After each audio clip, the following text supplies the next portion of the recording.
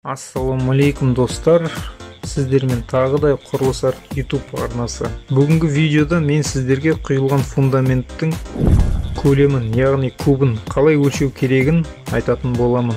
Ал сіздер арнаға тіркеліп лайк басып, өз ойларыңызды комментарийға қалдырып кетіңіздер. Достар, қазақ тіліндегі арнаны қолдау мақсатында подписаться батырмасын басып қойыңыз. Алдарыңызда әдеттегідей фундаменттің сызбасы. Көп адамдар фундаменттің көлемін есептеу барысында үлкен қате жібереді. Ол қандай қате екенін қазір түсіндіретін боламын. Көлем шығармай тұрып біз ең бірінші фундаменттің ұзындығын есептеп аламыз.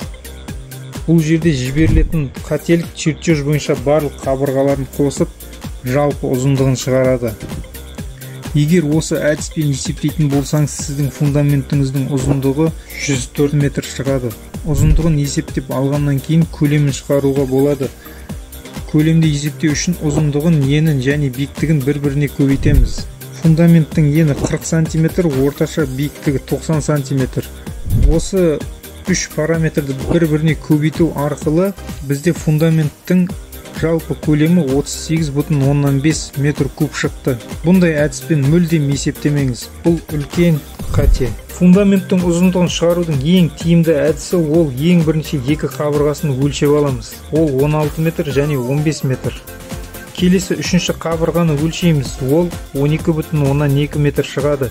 Себебі фундаменттің ені 40 см болғандықтан бірінші және екінші қабырғадан 40 см алып тастаймыз. Сондықтан 12,2 метр шықты. Үшінші, төртінші қабырғалар бірдей болғандықтан ұзындықтары да бірдей болады. Тура осы әдіспен барлық қабырғаларын өлшеп қосамыз. Барлық қабырғалардың қосындысы 101,2 метр. Енді тағы бір ескере кететін жағдай ол фундаменттің биіктігінің әртүрлі болуы. Яғни алды 70 см, ал арты 110 см.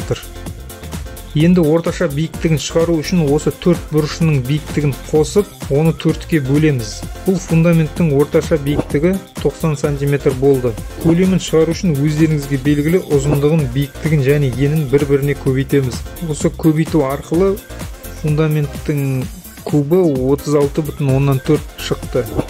Чертеж бойынша есептегенде кубатура 38,5 метр куб. Ал факті түрде есептегенде 36,4 метр куб. Бұл жерде айырмашылық 2,1 метр куб. Біріншіден, сіз егер адамдарды жалдап фундамент құйдыртсаңыз, 2,1 метр кубқа артық ақша төлейсіз.